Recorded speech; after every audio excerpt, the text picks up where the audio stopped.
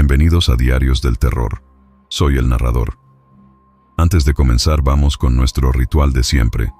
Déjanos tu like para ayudarnos a llegar a más personas y cuéntanos en los comentarios desde dónde nos escuchas y qué hora es por allá. Recuerda que los miembros del canal tienen acceso anticipado y eligen los temas de los videos. Conviértete en uno. El enlace está en la descripción. Ahora sí, relájate, apaga las luces y ponte los audífonos, que el terror está por comenzar.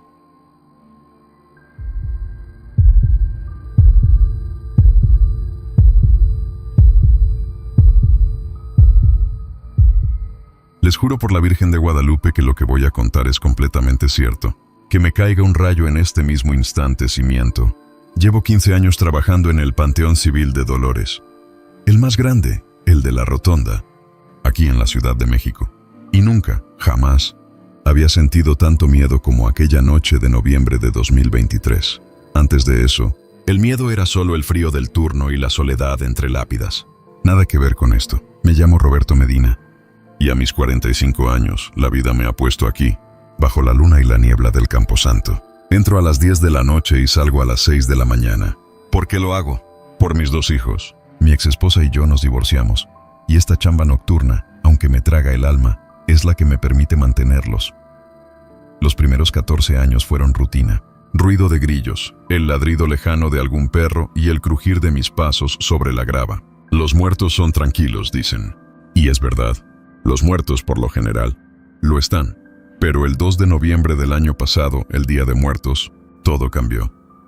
A pesar de ser la noche de la celebración, cuando las ofrendas están frescas y las familias se van tarde, a la 1 de la mañana, el ambiente ya estaba en silencio de nuevo. Un silencio denso, como el algodón mojado, que se traga todos los sonidos. La niebla se había formado después de medianoche, la clase de niebla espesa que parece tener peso y olor a tierra húmeda y a pétalos de cempasúchil ya marchitos, aunque es solo el rocío. La linterna apenas podía perforarla. Estaba cerca de la avenida principal, por donde se llega a la rotonda de las personas ilustres, cuando el reloj del panteón marcó las 3:15 de la mañana. Lo llamamos la hora de los muertos. Es el momento en que la energía es más baja, cuando dicen que el velo entre este mundo y el otro es más delgado. Nunca le di importancia, hasta esa noche. En ese instante, en medio del silencio perfecto y helado, lo escuché, un llanto, débil, roto, un quejido de niño ahogado en la garganta. No era el aullido de un animal, o el lamento del viento colándose por las rejas oxidadas. Era un sonido humano, infantil, lleno de una pena tan profunda que me detuvo en seco. Se me hizo un nudo en el estómago. El sonido venía de la sección más antigua, la que da a la tercera puerta, la que no se usa. Esa parte del panteón es un laberinto de tumbas deterioradas, construidas con cantera negra y rejas retorcidas. Es la zona donde están enterrados los que murieron entre 1918 y 1920, justo cuando azotó la epidemia de la influenza española. Un mar de muertos antiguos olvidados, sin flores frescas. Tragué saliva, me persigné. Padre nuestro que estás en los cielos. La oración no me salía completa. Mi lógica me gritaba que era el eco de algún borrachito que se había quedado dormido en una tumba de nichos, o tal vez un truco del viento. Pero mi instinto, ese que se afina después de 15 años entre las ánimas, me gritaba otra cosa. Empecé a caminar hacia el llanto, con el corazón golpeándome las costillas. La temperatura parecía haber bajado al menos 10 grados solo en esa sección. Dejé de sentir mis dedos. El llanto era intermitente, como si el niño intentara ahogarlo con una mano. Me guié por el sonido. Me llevó a un callejón estrecho, donde las cruces están tan juntas que parecen soldados en formación. Y ahí estaba, una tumba de mármol negro, apenas visible bajo un manto de musgo y tierra. Era pequeña, una tumba infantil. El nombre grabado, aunque erosionado por el tiempo, se podía leer. Emilio Gutiérrez Sánchez, 1913-1920, que Dios lo acoja. El llanto provenía de la base de esa lápida, no de la tumba contigua, no de la hilera de enfrente. De esa, me acerqué, con la linterna temblando. Apunté el haz de luz a la lápida. Todo estaba en su sitio. El mármol roto, la tierra cuarteada, la pátina del olvido. Pero cuando acerqué el oído, justo al nivel de la tierra, el llanto se hizo un sollozo claro, audible, como si el niño estuviera justo debajo de la losa. Me alejé tambaleándome. sintiendo un mal aire que me erizaba hasta el pelo de la nuca, un aire viciado, denso, cargado de una tristeza antigua y un terror helado. «Ave María Purísima», susurré, mientras me echaba la mano al bolsillo y sacaba la única arma que un vigilante de panteón tiene contra las ánimas, mi botellita de agua bendita. Rocié un poco sobre la tumba y salí de ahí corriendo, sin mirar atrás. A la mañana siguiente, me sentí ridículo. Fue el cansancio, Roberto, fue la niebla y la sugestión del Día de Muertos, me dije. Pero la noche siguiente, mi turno del 3 de noviembre, a las 3:15 am, volvió a sonar. Volví a ir. No pude evitarlo. Era la mezcla más cruel de miedo y curiosidad. Esta vez, el llanto era más fuerte, más desesperado, como si Emilio se estuviera quedando sin aire. Y no solo el sonido. Cuando alumbré su lápida, noté algo imposible: las letras. Las letras que decían Emilio Gutiérrez Sánchez parecían más recientes. Como si alguien hubiera pasado un cincel y las hubiera tallado de nuevo esa misma tarde. El mármol circundante seguía viejo y sucio, pero las letras estaban limpias, afiladas. Esto se repitió durante una semana. Cada noche, a las 3:15, cada noche, el llanto crecía en intensidad y el nombre en la lápida parecía más fresco, como si la tumba estuviera despertando. Y entonces, el miedo se salió del panteón y me siguió a casa. Comencé a tener pesadillas, siempre la misma. Me veía yo con mi uniforme parado frente a la tumba, y el llanto se volvía una voz infantil que gritaba mi nombre. ¡Roberto! ¡Ayúdame! En el sueño, la tierra de la tumba se movía, y yo veía, a través de una grieta en la losa, la cara de un niño pequeño, con los ojos hundidos y la boca abierta, arañando la madera por dentro de un ataúd. El sonido de sus uñas raspando la madera era lo que me despertaba, empapado en sudor. El golpe de gracia vino de mi hija menor, Sofía, de 8 años. Ella estaba en la sala, dibujando con crayones. Me vio llegar, exhausto y con una naturalidad terrible. Levantó la vista y me preguntó: «Papá, ¿quién es el niño que te sigue? El que tiene la ropita café, te está viendo desde la ventana». No había nadie. Me quedé helado. Mi hija no podía saber de Emilio. Nunca le he contado nada de mi trabajo que no sea «es tranquilo y gano dinero para tus muñecas». Ahora el terror era real, palpable. No era solo el aire del panteón. El ánima me había seguido a mi casa, a mi refugio, y estaba usando a mi hija para hablarme. Tuve que actuar. La única manera de luchar contra un fantasma es sabiendo quién es. El miedo había paralizado mi cuerpo, pero había despertado mi mente. Tenía que encontrar la historia detrás de Emilio Gutiérrez Sánchez, 1913-1920. Fui a los archivos del panteón. Una labor tediosa en ese laberinto de polvo y papel. Lo primero que encontré fueron los libros de registro de defunciones de 1920. Las páginas estaban amarillentas, pero la tinta seguía legible. 156 defunciones solo en noviembre de 1920. El número era enorme, reflejando el pico de la epidemia. Pero al revisar las bitácoras de los vigilantes de aquella época, justo los de la sección antigua, fue donde se me heló la sangre. Encontré notas escritas a mano con una letra nerviosa, casi ilegible. 3 de diciembre de 1920. El niño de la tumba 247 no deja dormir al sereno. Gritos por las madrugadas. Es un tormento. Y luego, más tarde, 15 de enero de 1921. Renuncio. No puedo más con los llantos. Esto es una maldición. El niño quiere salir. Mi tumba, la de Emilio, era la tumba 247. Yo no era el primero. El llanto venía ocurriendo, intermitentemente, durante 100 años. Y el detalle más aterrador de todos. Había un pequeño dibujo infantil pegado con cinta adhesiva al margen de una de esas páginas de bitácora. Un dibujo a lápiz de un niño triste dentro de una caja de madera. Al lado, una nota del vigilante. Lo encontré sobre la tumba. Un juguete que no es mío. El niño de la tumba 247 no era un simple muerto. Era un prisionero. Y había estado pidiendo ayuda a gritos a todos los vigilantes que lo habían escuchado a lo largo de un siglo. Y ahora me tocaba a mí. El descubrimiento de las notas de los vigilantes me hizo entender que estaba atrapado en un ciclo de terror de un siglo de antigüedad. Mi miedo ya no era por un fantasma cualquiera, sino por un ánima en pena con un dolor inmenso y una historia que se negaba a ser olvidada. El niño quería algo y lo estaba exigiendo a gritos, y ahora yo era su objetivo. Dejé de dormir, dedicando mis horas libres a la investigación. Tenía que encontrar la clave de la tumba 247. Fui a la hemeroteca. Busqué noticias de noviembre de 1920. Fue ahí donde la historia de Emilio dejó de ser un simple nombre en una lápida y se convirtió en una tragedia nacional. Encontré artículos de periódico, específicamente de El Universal de la época, que cubrían el impacto brutal de la Gran Gripe o la influenza española en la Ciudad de México. Las notas hablaban de una emergencia sanitaria sin precedentes. Los hospitales estaban saturados y el Panteón de Dolores trabajaba a marchas forzadas. Día y noche, los titulares eran escalofriantes. Las fosas no dan abasto. Cuerpos enterrados con celeridad para evitar el contagio. Había fotografías antiguas, imágenes en blanco y negro, granuladas que mostraban filas de ataúdes apilados y sepultureros exhaustos cavando fosas comunes improvisadas, sin la reverencia ni el tiempo para ceremonias adecuadas. Encontré a un historiador local, un profesor jubilado que había estudiado los efectos de la pandemia en la colonia Moctezuma. Le conté mi historia, omitiendo, claro, los llantos y las apariciones, y me centré en la celeridad de los entierros. «Roberto», me dijo, su voz grave y cansada, «lo que pasó en 1920 fue un caos. La gente se moría tan rápido y en tal cantidad que no había tiempo para verificar. Se les llamaba entierros apresurados.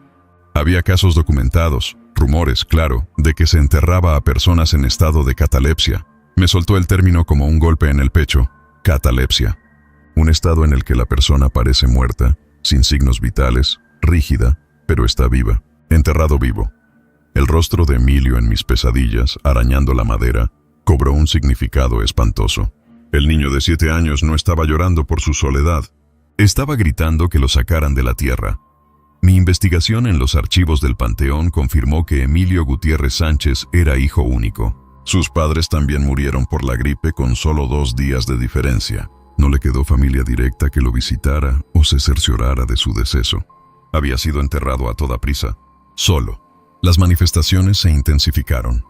Ahora, cuando llegaba el turno, encontraba señales innegables de que Emilio estaba jugando con mi realidad.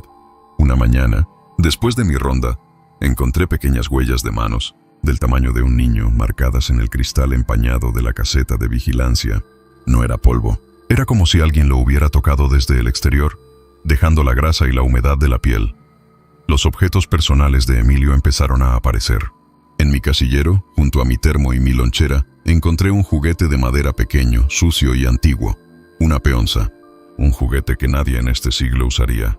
Lo tiré a la basura. A la noche siguiente, estaba de vuelta en mi casillero.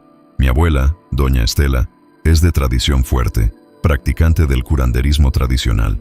Ella usa el copal, la ruda y el romero para limpiar las casas.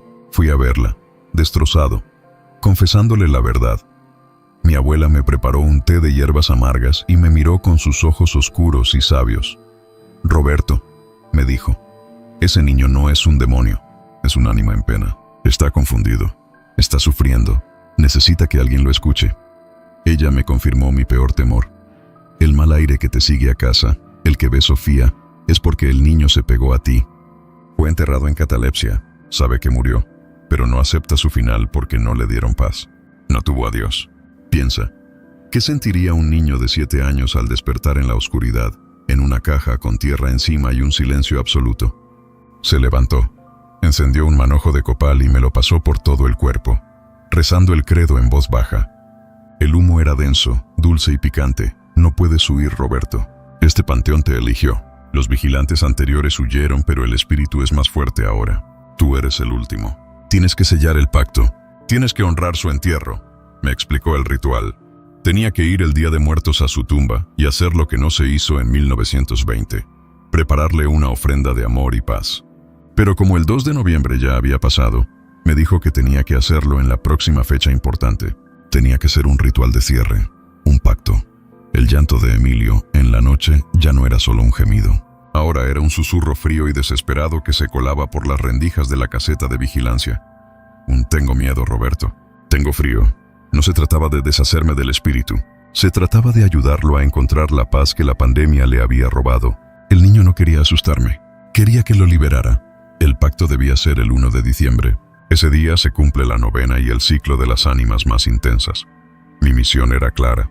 reunir todos los elementos de la ofrenda mexicana y prepararme para la noche más larga y aterradora de mi vida.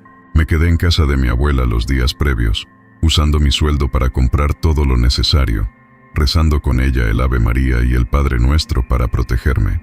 El miedo me comía, pero la determinación de liberar a ese niño era más fuerte que el terror. No podía fallarle a Emilio. Llegó la noche del 1 de diciembre. Mi turno. Yo no llevaba mi uniforme de vigilante. Llevaba la ropa que mi abuela me había bendecido. Una camisa blanca y un pantalón de mezclilla limpios, con una pequeña bolsa de ruda y romero cosida al bolsillo interior, para protegerme del mal aire y las ánimas en pena. El aire en el panteón esa noche era diferente. Estaba tan quieto que el silencio no era ausencia de ruido, sino una presencia física. Los árboles parecían contener la respiración. Me dirigí a la tumba 247 de Emilio Gutiérrez Sánchez a las 3:15 am, la hora exacta. Llevaba la ofrenda, un puñado de flores de cempasúchil frescas, cuyo olor cítrico y dulce era el único aroma que podía competir con el de la tierra húmeda. Un pequeño trozo de pan de muerto con el azúcar espolvoreada, una taza de agua limpia para saciar su sed centenaria, y lo más importante, un par de juguetes de madera sencillos, un valero y un trenecito, el tipo de cosas que un niño de 1920 habría deseado. Al llegar, la niebla era la más espesa que había visto jamás. Se movía, no por el viento, sino como si tuviera vida propia, rodeando la tumba como un sudario. Coloqué la ofrenda con manos temblorosas. A medida que las ponía, sentía la temperatura descender a niveles imposibles, como si un refrigerador invisible se hubiera encendido a mis espaldas. La tierra de la tumba parecía burbujear por el frío. Encendí 7 veladoras, una por cada año que Emilio había vivido, y las dispuse en círculo. La llama luchaba por sobrevivir en el aire denso y helado. Me arrodillé y comencé el ritual de paz que mi abuela me había enseñado. No era una exorcización, era un duelo. Emilio Gutiérrez Sánchez, dije, con la voz apenas un susurro que se rompía con el frío. Soy Roberto Medina, y vengo a hacer lo que debieron haber hecho hace 100 años. Vengo a decirte adiós. Recité el Padre Nuestro y el Ave María, sintiendo cada palabra como un peso de plomo en la lengua. Le hablé de su tumba, de sus padres que murieron antes que él, de la locura de la influenza. Le dije que no fue culpa suya, que fue el error de la prisa y el miedo. Ya no tienes que arañar la madera, Emilio. Estás muerto. Estás libre. Este es tu descanso. El llanto, que había estado débil y constante, de repente se detuvo. El silencio que siguió fue peor que cualquier grito. Era la expectativa de un terror inminente. Me levanté para rociar la tumba con el último resto de agua bendita, cuando sentí la presencia detrás de mí. No la vi, la sentí. Sentí el aire moverse, y el olor de las flores se volvió rancio, como si se hubieran marchitado instantáneamente. Y entonces sucedió el clímax. Sentí manos frías, pequeñas y heladas que se aferraban a mis tobillos. Eran manos de niño, pero tenían la fuerza desesperada de un náufrago. Me jalaban con una violencia silenciosa hacia la base de la tumba. Un nuevo horror se abrió ante mí. La tierra, justo enfrente de la lápida, se había hundido ligeramente, formando un hueco oscuro y fresco. Por un segundo de pánico, juré ver la sombra de una tabla de madera podrida en el fondo. El niño no me quería asustar. Quería arrastrarme con él. Quería compañía en su caja de catalepsia. Luché por liberarme, golpeando la tierra con mis rodillas. El terror era tan absoluto que no podía ni gritar. Solo podía escuchar. Y la voz infantil, aguda, susurrada, pero clara como un cristal roto, justo al lado de mi oído. Era la voz de mi pesadilla. Tengo frío, tengo hambre, tengo miedo. No te vayas, Roberto. Yo quiero a mi mamá. Quiero salir. Recordé el consejo de mi abuela. No le reces, no lo ahuyentes. Hazle una promesa. Con todas mis fuerzas grité: Emilio. Te prometo que no te voy a dejar solo. Te prometo que te voy a visitar cada día de muertos. Te traeré juguetes y pan y flores. Pero tienes que irte a descansar ahora. Tu mamá te está esperando. En el instante en que la promesa salió de mis labios, la fuerza que me jalaba desapareció. Las manos frías se soltaron de mis tobillos. El aire se alivió. La niebla se disipó lentamente. Sentí el calor volver a mi cuerpo, seguido de un agotamiento brutal. Me quedé tirado sobre la grava, respirando el aire puro del cementerio por primera vez en semanas. Cuando me levanté, el agujero en la tierra se había cerrado. Las veladoras, milagrosamente, seguían encendidas. El giro de trama. La paz inesperada, mi vida volvió a la rutina, aunque nunca a la normalidad. El llanto cesó por completo. El miedo se transformó en una extraña obligación. La lápida de Emilio, aunque limpia de musgo, ya no parecía tallada con letras frescas. Era simplemente una tumba centenaria. Y aquí viene la parte que me hace cuestionar todo, que me da escalofríos por la recontextualización. Un mes después, en enero, leí una de las bitácoras antiguas de 1920. El vigilante que renunció, el que no pudo más con los llantos, había dejado una nota final en el margen, casi borrada. No pude prometer nada. El miedo me hizo huir. Y luego, al revisar las fotografías antiguas del periódico El Universal, que mostraban las fosas comunes, la imagen que vi al principio no era la misma. En el fondo, en el ángulo inferior derecho de la toma, justo donde la vista se perdía en la pila de ataúdes, había un hombre con un uniforme de vigilante, la cara borrosa por la calidad de la foto, pero la pose era inconfundible. Tenía una mano sobre la tapa de un ataúd infantil. No era mi foto, era una foto de 1920. La revelación me golpeó como un mazazo. Emilio no me había seguido a mí. Yo le había seguido los pasos a un ciclo de horror. La promesa que yo hice esa noche no era el inicio de un pacto, sino la terminación de un ritual que llevaba un siglo incompleto. Todos los vigilantes anteriores lo escucharon, pero solo uno. El de 1920, que también tuvo acceso a la tumba, intentó hacer algo. Falló, huyó, y el ánima quedó anclada. Ahora voy cada año a dejarle juguetes a Emilio, siempre el 2 de noviembre. Cumplo mi promesa, ya no escucho sus llantos. Pero a veces, cuando paso frente a su tumba, juro que veo una sombra pequeña que se proyecta sobre el mármol. Una sombra que levanta una mano diminuta y me saluda. Mi hija Sofía, la que lo vio en la ventana, a veces me acompaña al panteón. Ella dice que Emilio ya no está solo, que encontró paz. ¿Ustedes me creen? ¿Creen que un simple vigilante pudo calmar un dolor que duró 100 años? Porque yo sé que fue real, tan real como que estoy aquí contándoles esto, y que me toca volver al Panteón de Dolores esta noche.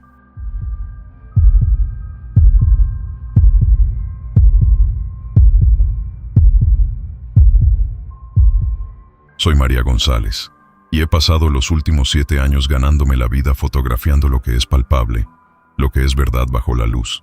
Soy fotógrafa profesional, de segunda generación mexicoamericana, y mi herramienta de trabajo es una Canon EOS R5, una máquina diseñada para capturar la realidad con una fidelidad brutal, no para conjurar fantasmas.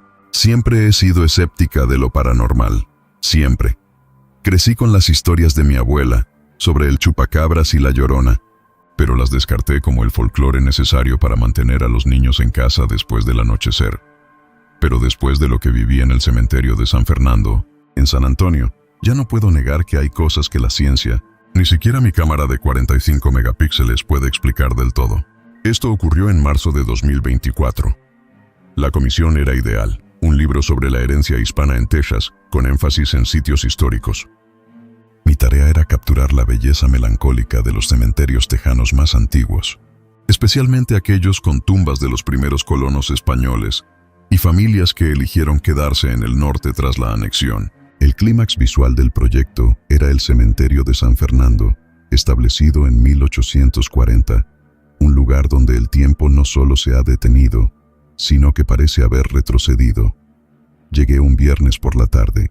La hora dorada era mi objetivo, ese momento en que el sol desciende sobre el horizonte y baña las lápidas de piedra caliza con un color naranja y púrpura. El calor del día había cedido, dejando un aire pesado, cargado con el perfume engañoso del jazmín, aunque no había una sola flor de jazmín visible.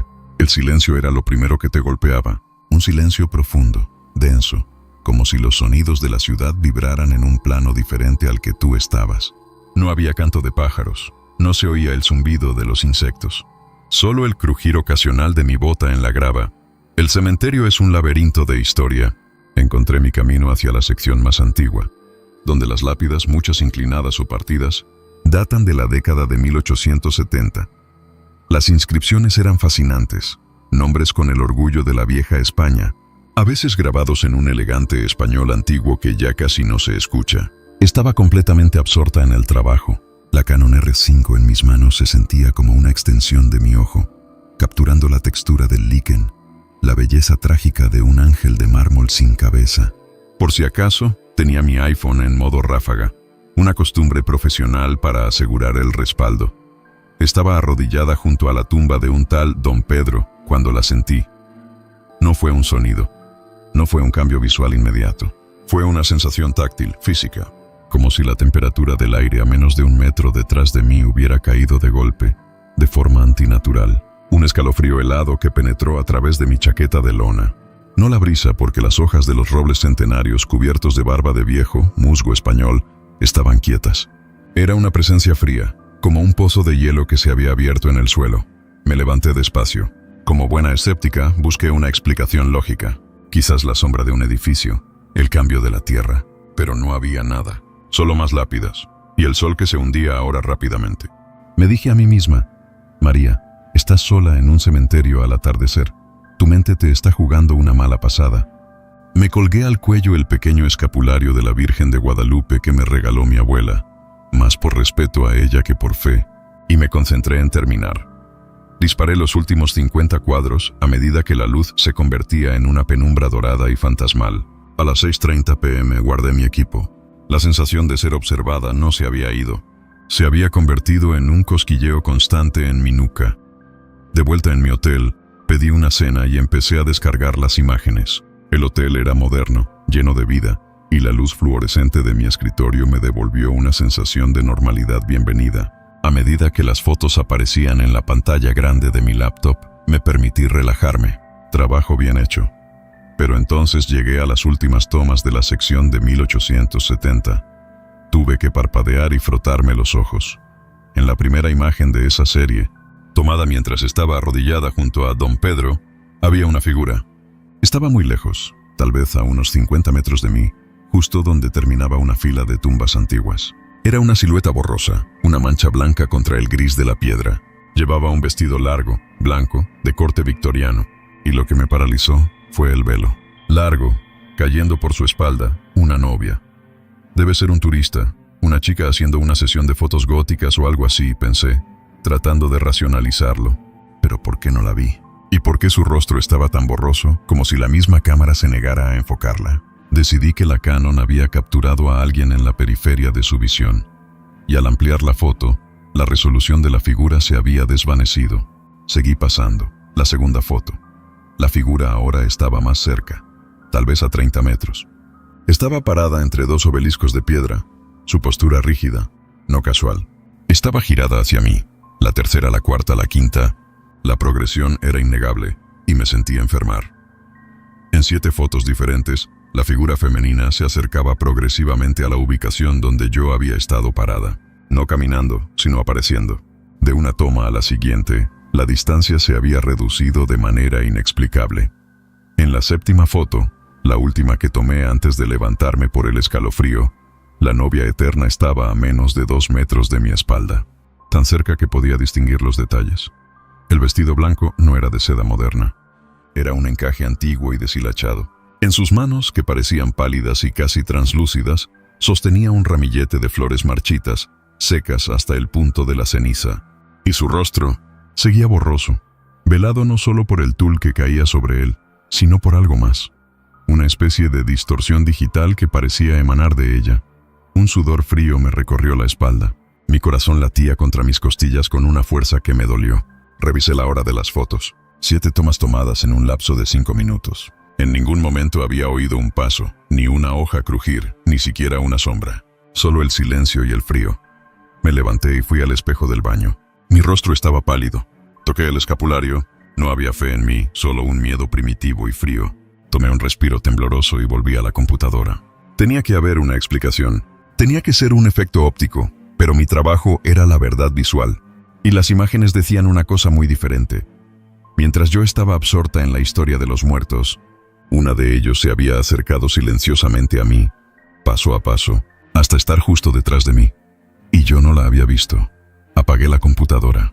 Pasé la noche en la silla, con las luces encendidas, abrazando la estúpida certeza de que la mañana, la luz del sol y una visita a la biblioteca pública pondrían fin a esta pesadilla fotográfica. No fue así. Fue solo el principio. Al día siguiente, un sábado, La luz brillante de la mañana hizo poco para disipar la neblina fría que se había asentado en mi mente. Necesitaba hechos. La figura en las fotos era, hasta ese momento, un artefacto, un truco de la luz, una pareidolia masiva. Dejé mi equipo de fotografía en la habitación y me dirigí a la Biblioteca Pública de San Antonio. Busqué en los archivos históricos, concentrándome en la década de 1870 y el cementerio de San Fernando. Sentía el peso de la herencia hispana que se suponía que estaba documentando, pero ahora con una nueva urgencia. Finalmente, en la sección de microfilmes del periódico San Antonio Express, encontré lo que buscaba. Un breve obituario de agosto de 1875, escrito con la florida tristeza de la época. Decía: la ciudad lamenta la partida prematura de la bella Isabela Moreno Delgado, prometida del ilustre capitán Eduardo Ramírez. Falleció en su hogar de fiebres malignas, a solo 2 días de su boda. Fue sepultada conforme a la tradición piadosa, con el vestido que jamás pudo llevar al altar, que su alma solitaria encuentre el reposo que la vida le negó. Mi respiración se enganchó en la garganta. Isabela Moreno Delgado murió en 1875, con su vestido de novia victoriano blanco. Todo coincidía con la figura espectral de mis fotos. Pero había más. Investigué al capitán Eduardo Ramírez. Me tomó horas, entre el caos de la Revolución Mexicana y los archivos fronterizos. Eduardo había regresado a México, se había unido a las fuerzas revolucionarias y había muerto en una escaramuza cerca de Chihuahua en 1910. Su cuerpo nunca fue repatriado a San Antonio, nunca fue enterrado con su prometida, una historia de amor trágica, congelada en la piedra caliza y el dolor. Una de esas ánimas solas de las que mi abuela siempre hablaba. Las almas que no encuentran descanso porque les falta un ritual, una promesa rota o un ser querido. Con esta información escalofriante, busqué la confirmación de la leyenda. Encontré a don Miguel Sánchez, un historiador local de 78 años, el custodio no oficial de las historias del cementerio.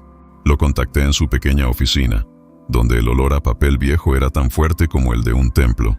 Don Miguel, un hombre pequeño con ojos brillantes y sabios, escuchó mi relato con una calma perturbadora. «Ah, la novia eterna», asintió, su voz áspera. «La gente dice que camina buscando su anillo, su descanso.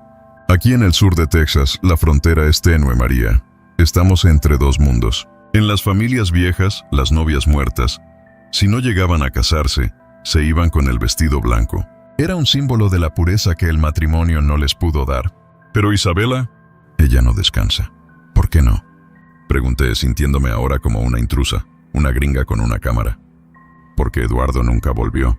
Ella fue enterrada esperando un matrimonio y una reunión que nunca llegó. Es la condena de las ánimas solas. Están completas pero solas. Su espíritu está incompleto.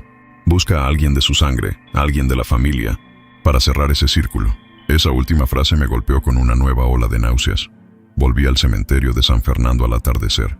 Esta vez preparada, o eso creí. Dejé la Canon en el coche y me adentré con una cámara de video de mano, grabando cada paso, hablando en voz baja, documentando que no había trampas, ni trucos de luz, ni turistas de blanco. El silencio volvió, el jazmín fantasma volvió, el aire se sentía espeso y los robles me miraban con sus ojos musgosos. Revisé el video en el sitio, en tiempo real. No vi nada. No sentí el frío. Grabé durante 1 hora, apuntando a la sección donde la había fotografiado. Estaba aliviada. Solo una ilusión, María. Ya está. Pero esa noche en el hotel, cuando reproduje la filmación, sentí el verdadero terror. A las 3:33 de la madrugada me desperté, no por un ruido, sino por una luz. Mi iPhone estaba encendido en la mesita de noche. El brillo era bajo, pero suficiente para sacarme del sueño. Al cogerlo, mi corazón se detuvo. La galería de fotos se había abierto sola, y había 43 fotos nuevas. No eran fotos de mi cena, ni selfies. Eran fotos del cementerio, tomadas esa misma noche, todas oscuras, con la luz parcial de la luna, todas desde ángulos imposibles. Tomas a nivel del suelo, tomas desde lo alto de los obeliscos, tomas increíblemente cercanas a la lápida de Isabela. Y en cada una de ellas, la novia eterna estaba presente. Pero esta vez, la progresión no era en el espacio, era en la cercanía a la lente. Ella estaba acercándose a la cámara fantasma, la que había tomado las fotos por sí misma. Y en las últimas fotos, no solo estaba cerca, sino que su figura era casi transparente. como si hubiera absorbido la luz de la luna. Mientras yo miraba las fotos con horror, mi teléfono vibró. Un mensaje de texto de un número desconocido. El mensaje contenía solo 3 fechas, separadas por guiones: 15-08-1875, 02-11-1910, 23-03-2024. Las 2 primeras las conocía ya. 15 de agosto de 1875, la muerte de Isabela. 02 de noviembre de 1910, el Día de Muertos, y la fecha de la muerte de Eduardo Ramírez en México. La última fecha, 23-03-2024, me hizo temblar. Hoy era 20 de marzo. Eso era 3 días en el futuro. Mi mente de escéptica colapsó. La cámara de video no había visto nada. La presencia había estado allí, invisible para el ojo, pero visible para la sensibilidad fotográfica. Y ahora me estaba dando un mensaje, una advertencia, o quizás una cita. Pasé las siguientes 48 horas en un frenesí. Necesitaba entender por qué yo. ¿Por qué un espíritu de 1875 se comunicaba conmigo, una fotógrafa gringa de segunda generación? Recordé lo que dijo don Miguel. Busca a alguien de su sangre, a alguien de la familia. Contacté a una genealogista local, una amiga de la universidad especializada en archivos fronterizos. Le envié los nombres: Moreno Delgado, Ramírez y mi apellido materno, Sánchez. Horas después, a medianoche del 22 de marzo, me llamó. María, dijo con voz de disculpa, hay una conexión. Una rama de tu familia materna, la de tu bisabuela, son primos lejanos de los Moreno. Tu bisabuela, Elena, era prima de primer grado de la madre de Isabela. Hay sangre, María. La revelación cayó sobre mí con el peso de más de un siglo de historia. Yo no era una observadora neutral. Yo era una descendiente, un eslabón perdido entre el pasado de México y el presente de Texas. El 23 de marzo. ¿Qué era esa fecha? Busqué en los archivos. No era la fecha de su nacimiento, ni la de su muerte. Entonces me di cuenta. El 23 de marzo era el aniversario de la boda que nunca ocurrió. La fecha en la que Isabela Moreno Delgado debería haber dicho «sí, quiero» a su capitán Eduardo Ramírez. Y ella me había citado para ese día. La médium local que consulté después me confirmó mis peores temores. Con un tono sombrío: «Ella no está maldiciéndote, María. Ella está buscando a alguien de su sangre para entregar un mensaje. Un mensaje que ha estado esperando 149 años para ser pronunciado. No había escapatoria. No podía ignorar a mi propia prima eterna. El 23 de marzo iría al cementerio. Iba a terminar la historia de la novia eterna de San Fernando. El día 23 de marzo amaneció con un cielo que prometía ser brutalmente hermoso. El típico atardecer tejano que se convierte en un infierno de naranjas y púrpuras. Yo sentía un vacío en el estómago, una mezcla de miedo y el fatalismo de quien sabe que no puede eludir su destino. Si Isabela, mi pariente lejana, quería una cita, se la daría. Me preparé para el encuentro como para un duelo. En lugar de mi cámara, llevé 3 cosas: un ramo de flores blancas simples, una copia de la carta de Eduardo, encontrada en los archivos, una misiva de amor escrita a mano antes de su muerte, y una vieja Biblia familiar de mi abuela, la que ella siempre decía que servía para todo, tanto para rezar como para espantar. Llegué al cementerio de San Fernando justo cuando el sol comenzaba a tocar el horizonte, a la hora exacta en que todo había empezado. La luz era épica, pero el cementerio estaba extrañamente en calma. Ningún coche, ningún paseante. Los robles centenarios eran siluetas fantasmales contra el cielo de fuego. El silencio no era ya solo profundo, era opresivo. Caminé hacia la tumba de Isabela Moreno Delgado, un modesto bloque de granito con las fechas talladas y su nombre. Me arrodillé y coloqué las flores blancas sobre la piedra fría. El olor a jazmín regresó con una intensidad enfermiza, pero esta vez sentí un cambio en la física del aire.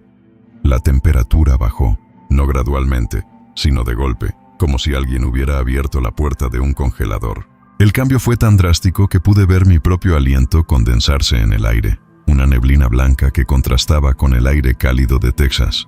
En ese momento, lo supe. Ella estaba allí. Un sonido me hizo girar. No fue un grito, ni un lamento. Fue el crujido del encaje antiguo, el susurro seco del velo arrastrándose sobre el pasto. Isabela estaba frente a mí, a 3 metros, más nítida que nunca, no la figura borrosa de mis fotos. El vestido era impecable y al mismo tiempo descompuesto, como si hubiera sido preservado bajo tierra y traído de vuelta. Podías ver el patrón del encaje. Sus ojos estaban hundidos en sombras, pero lo que más me impactó fue la inmensa, abrumadora tristeza que emanaba de su figura. No había maldad en ella, solo un dolor de ultratumba. Era un alma, un ánima sola, que solo quería terminar su espera. Me puse de pie, sintiendo mis rodillas débiles. El escapulario se sintió como una piedra pesada en mi pecho. «Isabela», dije, mi voz temblando a pesar de mis esfuerzos. Hablé en español, ese español tejano que solo sale cuando estás asustada o con tu familia. «Vine. Soy María. Soy de tu sangre». Ella no habló. Dio un paso. Yo no me moví, saqué la carta de Eduardo. Era el momento. «Traigo un mensaje de Eduardo. Él te amó. Él nunca te olvidó. Murió esperando». Comencé a leer las palabras de la carta en voz alta bajo el cielo púrpura. «Mi prometida, el destino nos ha robado esta vida. Pero si hay otra, te buscaré en todos los siglos. Espera por mí. Te amo con la furia de mi patria». Cuando terminé de leer, miré a la novia. Su rostro, aunque aún velado por la penumbra y el tul, parecía suavizarse. Los hombros se hundieron, como si el peso de 149 años finalmente se hubiera liberado. De repente, sentí un contacto. Una mano helada, increíblemente fría, se posó sobre la mía. No era una mano espectral que me atravesara. Era una mano sólida, real, pero con una temperatura que te congelaba la sangre en las venas. El tacto de la muerte. No pude gritar. Solo miré. La mano fría no me apretó. Simplemente abrió mi palma. Y entonces sentí un objeto caer en ella. Pesado, metálico. Escuché una voz. No en mis oídos, sino directamente en mi mente. Un susurro en español antiguo que sonaba como el viento en una chimenea. «Dile que lo espere. Dile que lo perdone».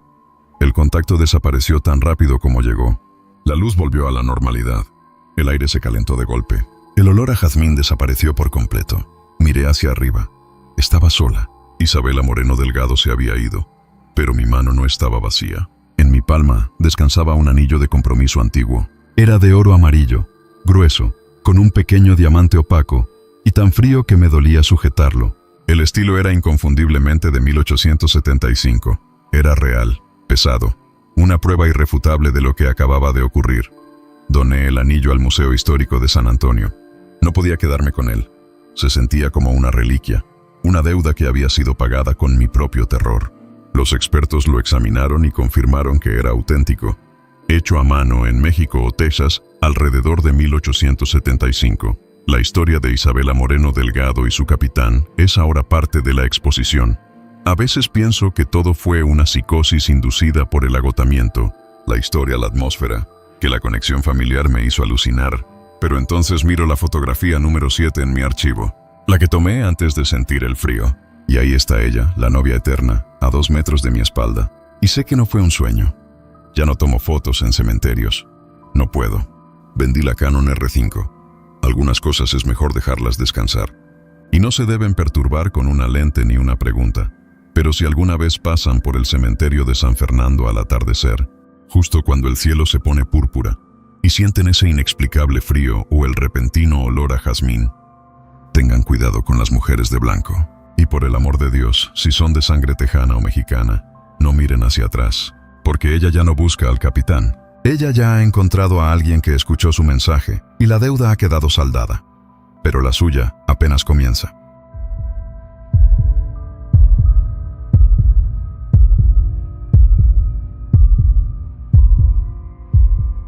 Yo nunca creí en brujerías ni fantasmas. Soy Diego Ramírez Ochoa, un hombre de Tonalá, católico de pueblo y trabajador honrado. Mi vida hasta los 32 años se había tratado de echarle ganas bajo el sol de Jalisco, levantarme antes de que cantara el gallo, ayudar en el taller de mi padre haciendo algo de cerámica de barro bruñido, y luego buscar la chamba que me diera para mantener a mi esposa y a mi chamaco. Lo que me pasó en el Panteón Jardín me hizo cuestionar no solo mi fe, sino todo lo que creía saber sobre la vida, y más importante, sobre la muerte. Les cuento esto para que no cometan mi error. La suerte, o lo que yo creía que era suerte, me llegó en junio de 2023. El calor en Guadalajara ese verano era una bestia. De esos que te asfixian a las 11 de la mañana, de esos que te hacen añorar el aire fresco de la sierra.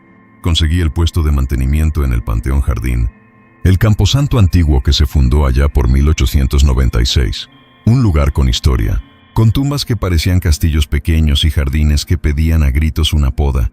Había una sombra en la oficina. El jardinero anterior, un tal Esteban, se había desaparecido. No renunció, no pidió permiso. Simplemente, de un día para otro, no se presentó. El administrador, don Fermín, un viejo chaparrito de bigote cano que olía siempre a tabaco y alcohol de curación, no quería hablar del asunto. Solo encogía los hombros y miraba el reloj.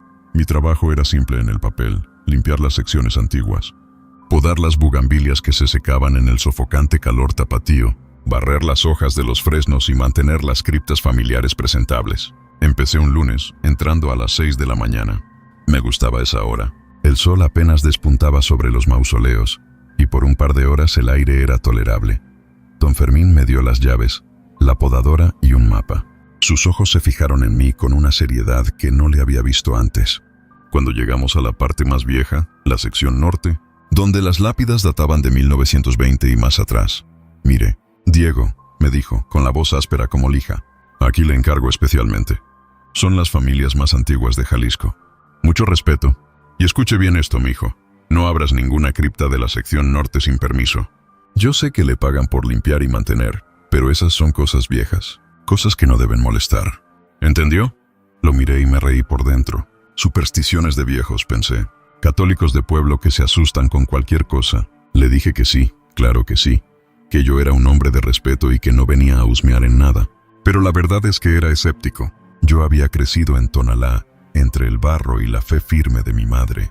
Los cuentos de nahuales y de pactos con el diablo eran para asustar a los niños, no para un hombre de 32 años. La primera semana transcurrió normal, si es que puedes llamar normal trabajar 8 horas al día rodeado de miles de muertos. Llegaba a las 6, barría las avenidas de mármol, luchaba contra el pasto seco. El panteón era inmenso, un laberinto de piedra bajo el cielo azul, y a las 3 de la tarde, cuando salía, el sol me había cocinado hasta los huesos. El olor era una mezcla extraña: tierra reseca, flores viejas y ese tufo inconfundible a moho antiguo y humedad. Un olor pesado que persistía incluso cuando el calor lo secaba todo. El silencio era lo que más me inquietaba, un silencio antinatural. Uno esperaría grillos o pájaros en un jardín tan grande, pero aquí nada. Era como si el sonido mismo se absorbiera en la tierra. Solo el zumbido de mi podadora rompía la calma. El primer incidente ocurrió el lunes de la segunda semana. Estaba limpiando cerca de la sección norte. Las criptas allí eran las más impresionantes: piedra oscura, rejas de hierro forjado con óxido del siglo pasado, estatuas de ángeles con el rostro desgastado por 100 años de sol y lluvia, ángeles cuyas expresiones parecían cambiar según la luz. A veces, juraría que me miraban con pena, otras con una burla fría. Yo estaba doblando la esquina de un mausoleo grande, recogiendo ramas secas de un laurel moribundo, cuando lo escuché, una voz, baja, masculina. No era el viento. «Diego». Me detuve. El corazón me dio un brinco, más por la sorpresa de no estar solo que por miedo. Pensé que era don Fermín o tal vez otro trabajador que no había visto. «¿Quién anda ahí?», pregunté en voz alta. Mi voz sonó patéticamente débil en aquel vacío. Silencio. Solo el eco de mi propia pregunta. Me encogí de hombros y volví a mi labor. A veces, el calor te jugaba trucos, te hacía escuchar cosas. Minutos después, volvió. Más claro esta vez, justo detrás de una estatua de San Miguel Arcángel que estaba rota por la cintura. «¿Diego?». «Diego Ramírez». El vello de mis brazos se erizó. Esta vez no me moví. Esperé, conteniendo la respiración hasta que me dolió el pecho. Estaba completamente solo. El sol golpeaba las lápidas de mármol blanco cegándome. Me acerqué a la estatua, luego a la esquina. Nada. El panteón estaba desierto.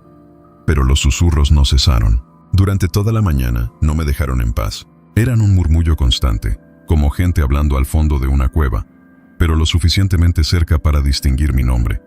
Me di cuenta de algo perturbador. Las voces solo ocurrían cuando estaba cerca de una cripta particular. Era de piedra negra, más sencilla que las demás, pero se sentía más pesada, más vieja. En el dintel se leía: «Familia Ochoa Velarde». Me congelé frente a ella. Ochoa. Era el apellido de soltera de mi abuela fallecida, doña Chayo. Me quedé allí, bajo el sol, con la pala en la mano, sintiendo la pesadez de ese lugar. La cripta parecía respirar un aire frío y rancio. Los susurros se volvieron más intensos, más excitados, como si estuvieran festejando algo. «Vuelve a casa. Diego, vuelve». Salí de allí como si me hubieran picado 100 avispas. El resto del día fue un infierno. No regresé a esa sección, y el silencio regresó a la normalidad. Un silencio incómodo, pero al menos no me hablaban. Esa noche, en mi casa en Tonalá, después de cenar me senté con mi madre, doña Elena, mientras ella tejía un zarape para el altar de la Virgen de Zapopan. «Oye, mamá», dije con una falsa indiferencia, «¿tú te acuerdas de la familia Ochoa de la abuela Chayo?» Ella dejó de tejer. Su rostro, surcado por arrugas de sol y esfuerzo, se puso pálido. Me miró con unos ojos que no eran de reproche, sino de miedo puro. «¿Por qué preguntas eso, Diego?» Su voz era un hilo fino.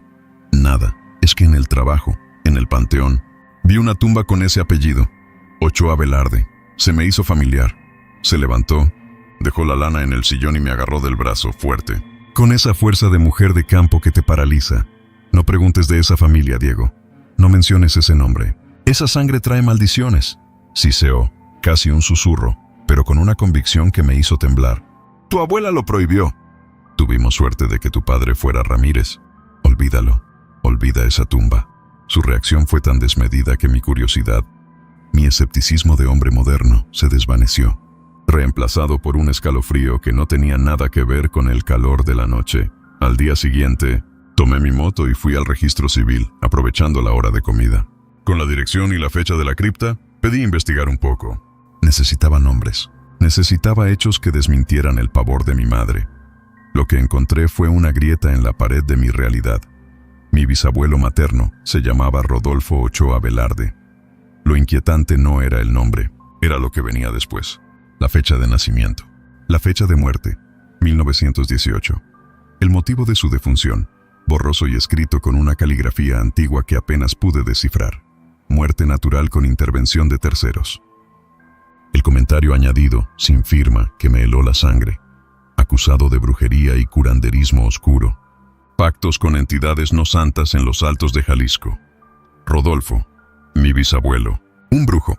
Las tradiciones de la región de los Altos y de Tonalá no eran solo cuentos. Eran una verdad oculta, mantenida a raya por la fe de la Catedral de Guadalajara y el fervor de la peregrinación a la Virgen de Zapopan. Pero en las sombras, en las afueras, siempre hubo quienes trataron con otras cosas. Con aguardiente, tabaco y sal para limpias, sí, pero también con sangre y pactos. Volví al Panteón Jardín el martes. El sol sofocante, ese calor de 40 grados, ya no era mi peor enemigo. Ahora era la cripta Ochoa Velarde. Ya no era un simple error tipográfico o una coincidencia de apellidos. Era mi sangre. Me acerqué. Lentamente. Los ángeles me observaban. La cripta de piedra negra me llamaba, y esta vez, el susurro no era un lamento lejano. Era una voz clara, masculina, profunda, que parecía vibrar en mis propios huesos. El pacto. El tiempo se acaba, Diego. La deuda es de sangre. Me sentí mareado. El olor a tierra mojada, aunque no había llovido en semanas, se hizo intenso, mezclado con un aroma dulce, casi metálico.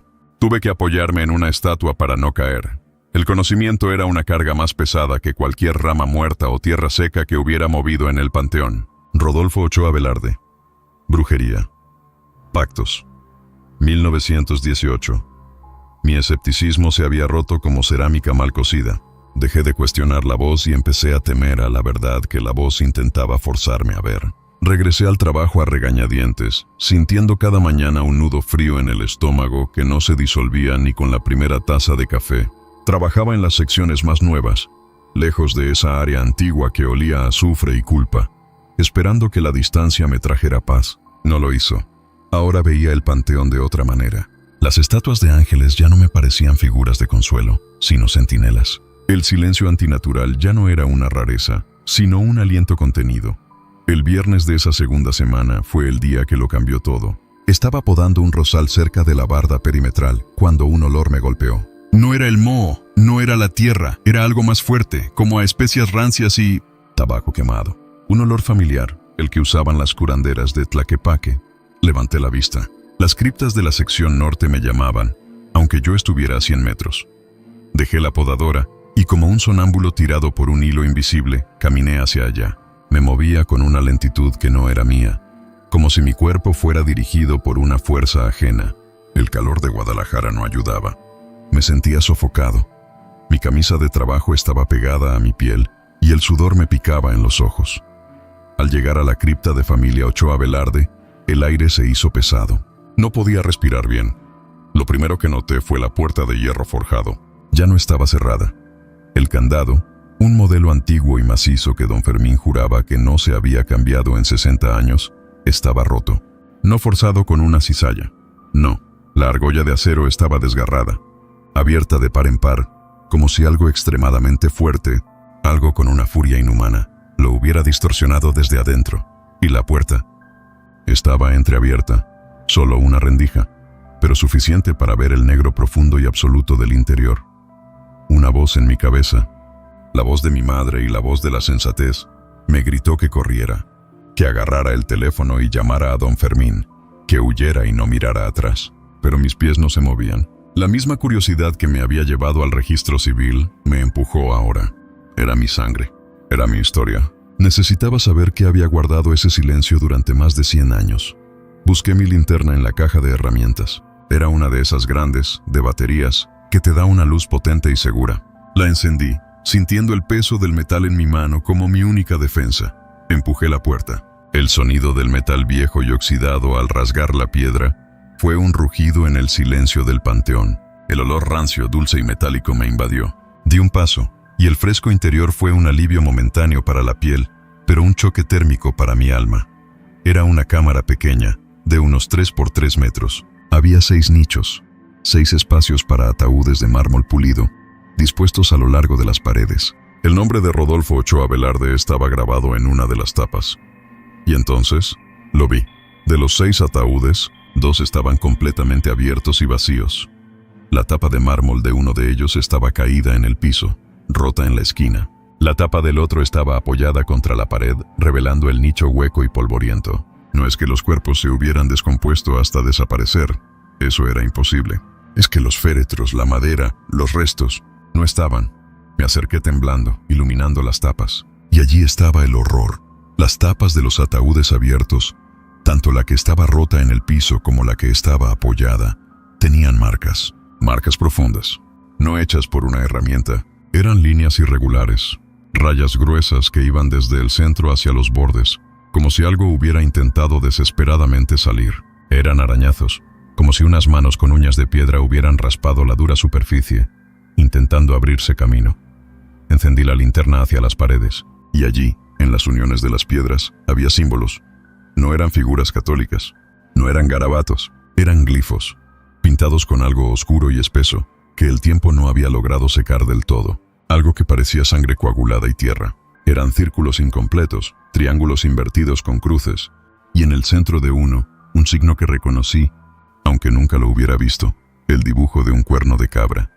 El silencio de la cripta, que al principio me pareció protector, se rompió. Los susurros que había escuchado durante días no eran ahora murmullo, eran gritos. Los gritos venían de todos lados, rebotando en el mármol y en mi cráneo. Voces inhumanas, distorsionadas, como si hablaran a través de agua helada. Completa el pacto, hijo de Rodolfo. Completa lo que él comenzó. La deuda está aquí. Debe pagarse con tu carne. Solté la linterna. Cayó y rodó, su luz girando enloquecida y proyectando sombras que bailaban en los nichos vacíos. Vi, en el resplandor errático, algo que se movía en las sombras de la cripta, como una neblina densa y oscura que se arrastraba. Grité. Un sonido animal que se ahogó en el aire viciado. Salí a la carrera. No cerré la puerta. No me importó el candado. Corrí fuera del panteón. Monté mi moto y aceleré, sin saber a dónde iba, solo sabiendo que mi vida, la vida normal, se había terminado. Esa noche, el horror se mudó a mi casa. No pude dormir. Mi cabeza era un tambor golpeado por los ecos de los gritos. Cuando finalmente caí en un sopor ligero, las visiones comenzaron. Soñé con mi bisabuelo. Lo vi a color, con una claridad espantosa. Rodolfo Ochoa Velarde no era un anciano. Era un hombre robusto, con ojos demasiado brillantes y una sonrisa que no le llegaba a los ojos. Lo vi en la Sierra de los Altos de Jalisco, en una cueva oscura, de noche. Estaba rodeado de símbolos y huesos, con el humo espeso del copal y un olor acre a alcohol. Lo vi hablando, no con un hombre, sino con las sombras, con algo que no tenía forma definida, pero cuya presencia era tan real que me quemaba el sueño. Vi a Rodolfo hacer la promesa, el trato, vender algo inmaterial a cambio de poder. Poder sobre la cosecha, sobre los corazones, sobre la vida y la muerte. Y la promesa era clara, escuchada en mi mente como si la voz fuera mía. Un sacrificio cada 3 generaciones de mi linaje. El primogénito, entregado a la tierra cuando el pacto reclame su pago. Me desperté bañado en sudor, mi respiración superficial. Me levanté y fui al espejo. Tenía 32 años, la edad que estaba por cumplir. Y recordé, empecé a unir los puntos de mi historia familiar, los que mi madre había intentado tapar con tierra y silencio. Mi tío Javier, el hermano de mi madre, murió en un accidente de carretera a los 33 años, justo la edad que yo cumpliría en unos meses. Mi primo Héctor, hijo de otro hermano de mi madre, desapareció sin dejar rastro en 2015 a los 32 años. Y luego, Esteban, el jardinero anterior. Don Fermín había dicho que había desaparecido. Su nombre completo, Esteban Ochoa, un Ochoa lejano. Su edad, según me confirmaría don Fermín al día siguiente con la voz temblorosa, era 32.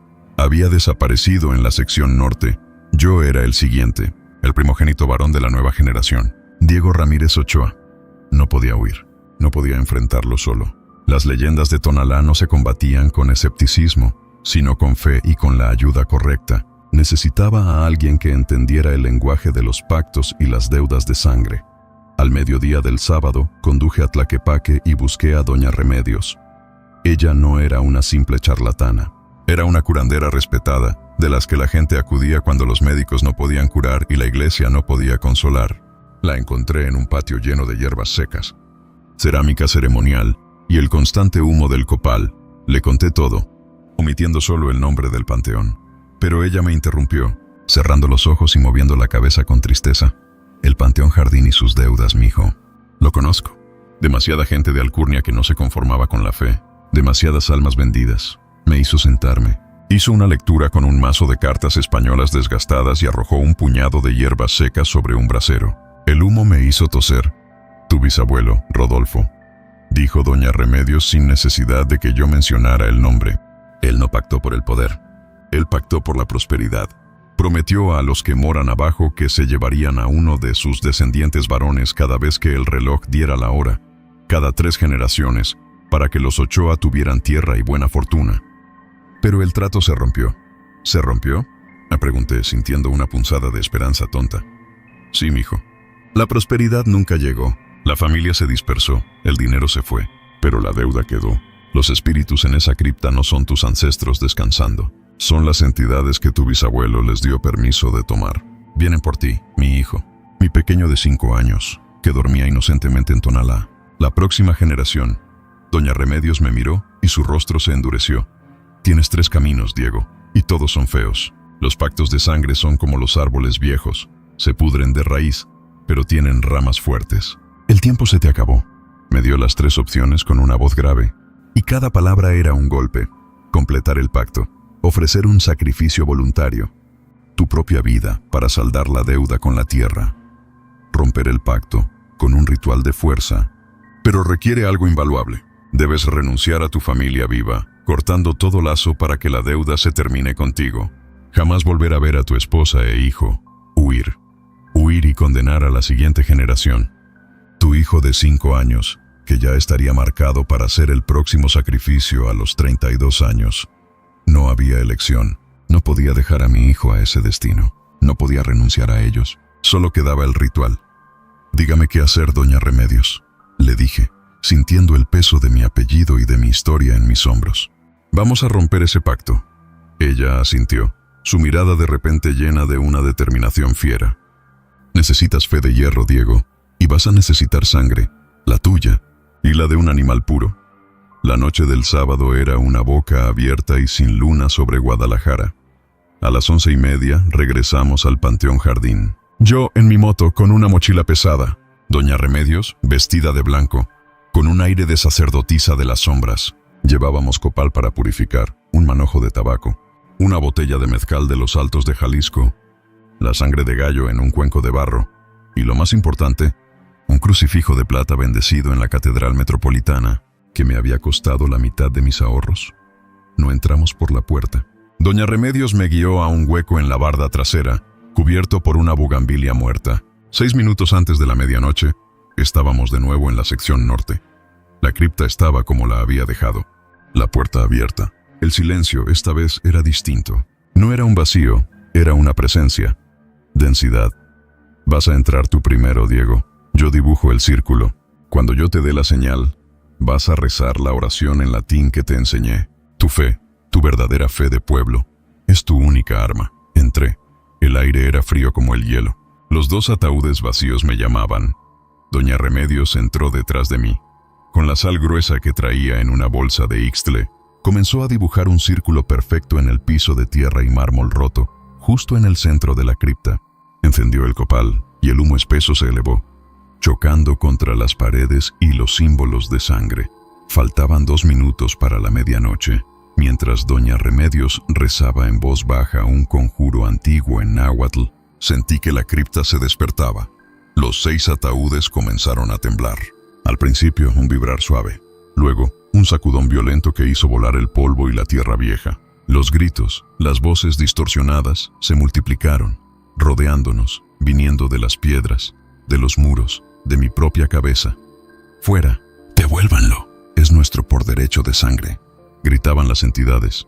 Yo estaba congelado, agarrado al crucifijo de plata, mis nudillos blancos. La campana de la iglesia cercana tocó la primera campanada de la medianoche. El horror se hizo físico. De los ataúdes vacíos no salieron cuerpos. Salieron figuras oscuras. Entidades hechas de sombras concentradas, con la forma vaga de hombres flacos. Sus ojos eran el único punto brillante. 2 chispas rojas, como brasas moribundas, y una sonrisa imposible, demasiado ancha, sin labios. Se movían arrastrándose, como si estuvieran saliendo de la tierra. Una de las entidades se elevó sobre el ataúd de Rodolfo Ochoa Velarde y tomó su forma. Mi bisabuelo, Diego, dijo la voz de Rodolfo, profunda y seductora. Mira el poder que te ofrezco. Mira el linaje. Acepta tu destino. Serás más que un simple jardinero. Poder ilimitado, prosperidad. Solo tienes que aceptarme. Solo tienes que entrar. Me señaló el nicho vacío. Ahora, Diego. El latín, gritó Doña Remedios, dibujando el último arco de sal con una desesperación audible.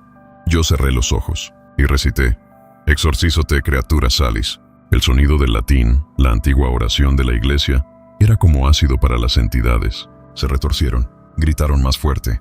Rodolfo se abalanzó hacia el círculo de sal. No lo hagas, necio. Los condenarás a todos. Yo seguí recitando, la voz temblando. Per Deum vivum, per Deum verum, per Deum sanctum. Las entidades se estaban disolviendo, pero el pacto era una cadena de hierro. Doña Remedios me agarró la mano, su rostro empapado en sudor y miedo. El pago final, Diego. No rompiste el pacto, solo lo neutralizaste. Necesitan una parte de la sangre que prometió Rodolfo, como sello de tu renuncia al linaje maldito. Tu dedo. Ella no me preguntó. Simplemente sacó de su bolsillo un cuchillo ceremonial de obsidiana. Mi corazón se detuvo. Ella me miró con una súplica silenciosa. Sabía lo que significaba. El precio para que mi hijo viviera. El precio para que la deuda no se cobrara en la siguiente generación. Abrí la mano. Cerré los ojos, sintiendo el aire helado y viciado de la cripta, mientras las voces gritaban la traición y la amenaza. Rodolfo, la figura oscura que me ofrecía poder, extendió una mano huesuda, tentando, pero ya era tarde. Había visto a mi hijo en el sueño, y ese amor, esa conexión de sangre, era más fuerte que cualquier pacto de brujería.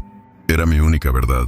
Doña Remedios no dudó. El cuchillo de obsidiana, antiguo y afilado, cortó con una velocidad que sentí más como un golpe seco que como un tajo.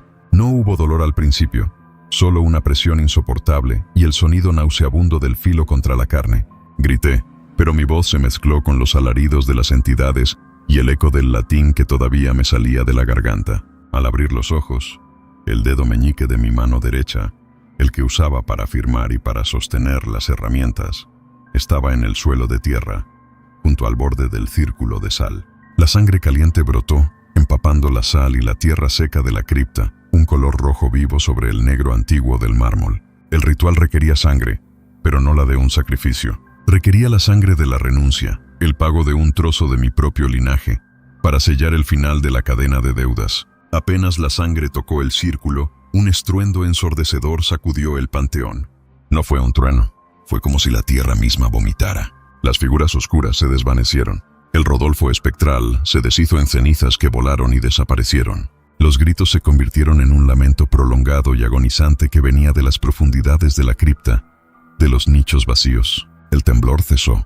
El aire se aclaró, aunque todavía olía a ceniza, azufre y a mi propia sangre. Doña Remedios se desplomó contra la pared exhausta. Su rostro, bañado en el humo del copal, me miró con una mezcla de alivio y piedad. Tomó un puñado de hierbas, lo masticó y lo aplicó directamente a mi herida, envolviéndola con un trapo blanco que sacó de su bata. El ardor fue insoportable, pero me mantuvo consciente. Me dijo que saliéramos de allí. Salimos de la cripta justo cuando las campanadas de la 1 de la mañana daban su última réplica. Cerramos la puerta de hierro, sin candado, y nos arrastramos fuera del Panteón Jardín. Yo me aferré al manubrio de la moto con una mano, la otra envuelta y palpitante, mientras la curandera de Tlaquepaque me guiaba de regreso a la luz de la ciudad. Perdí mi dedo meñique esa noche, pero doña Remedios me dijo que había salvado a mi hijo. Dijo que el pacto de 3 generaciones estaba roto, que la ofrenda que Rodolfo le hizo a la oscuridad había sido pagada y rechazada a la vez. No volví a trabajar en el Panteón Jardín. Don Fermín no preguntó nada cuando mandé mi renuncia por teléfono. Simplemente dijo que me entendía, que esas cosas sucedían y que la sección norte seguiría cerrada. Me dio mi liquidación y me deseó suerte, con una voz que sonaba a despedida eterna. Mi madre finalmente me contó toda la verdad. Semanas después, cuando mi herida ya cicatrizaba. Hubo otros antes que yo que intentaron romper el pacto, me dijo. Otros Ochoa que sintieron el llamado del panteón y la presión de la deuda. Pero ninguno sobrevivió completo. Algunos se volvieron locos, otros desaparecieron, como Esteban. Yo tuve suerte, o no, porque la paz no es completa. Ya no escucho los gritos, pero a veces, cuando paso cerca del panteón en mi camino al nuevo trabajo, todavía escucho los susurros llamándome por mi nombre. Diego. Diego Ramírez. Y mi madre me confesó otra cosa que doña Remedios no se atrevió a decir.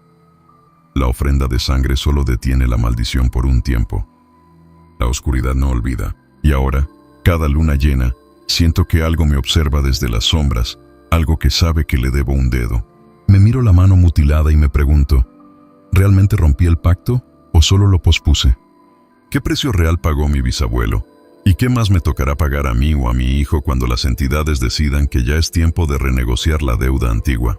El calor de Guadalajara sigue siendo sofocante, pero ahora llevo un frío dentro que no se quita. Y sé que, en algún lugar de la sección norte, las tapas de 2 ataúdes siguen arañadas, esperando.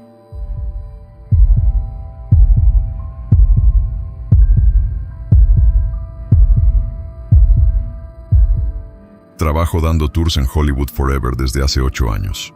He visto miles de turistas, esa marea constante de gente con cámaras y ese brillo en los ojos que solo el viejo Hollywood puede provocar. He escuchado 1000 historias, las oficiales y las que susurran, pero nunca había visto algo como Andrés. Y lo peor es que descubrí que mi muerte ya está planeada.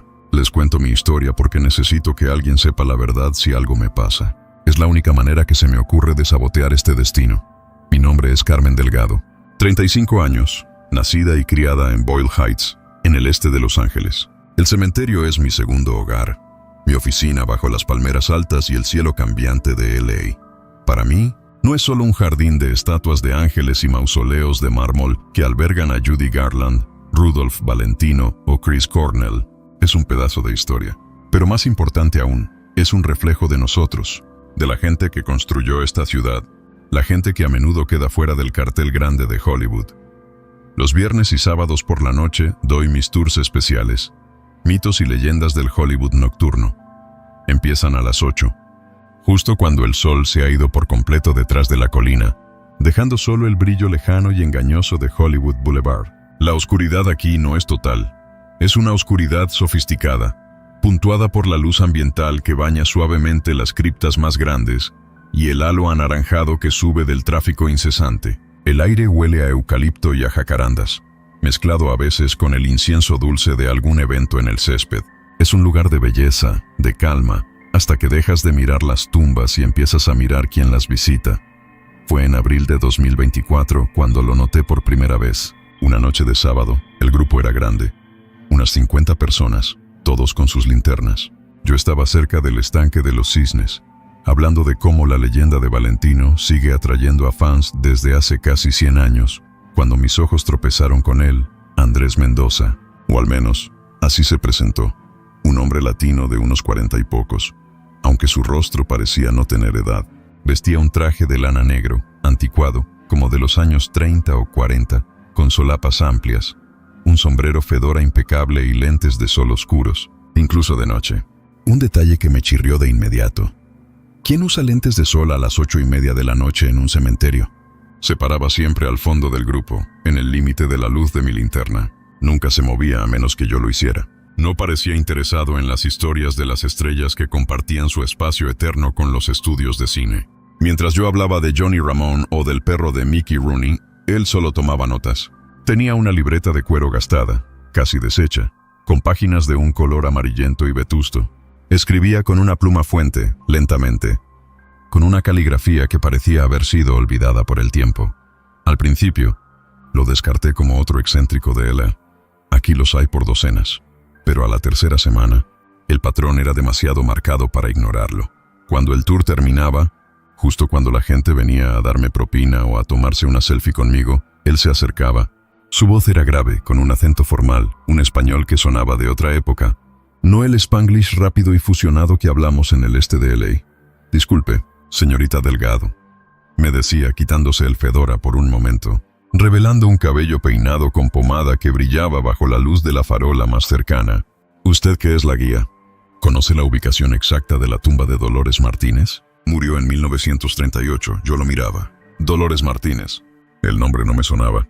Conocía casi todas las tumbas notables, pero ese nombre no estaba en el mapa turístico. ¿Una actriz, señor Mendoza? Le pregunté la primera vez. No, señorita. Una costurera, creo. Murió joven. Le dije que lo buscaría. Y la semana siguiente me preguntó por otro. ¿Dónde está enterrado Miguel Santos? Falleció en 1941. ¿Era músico, acaso?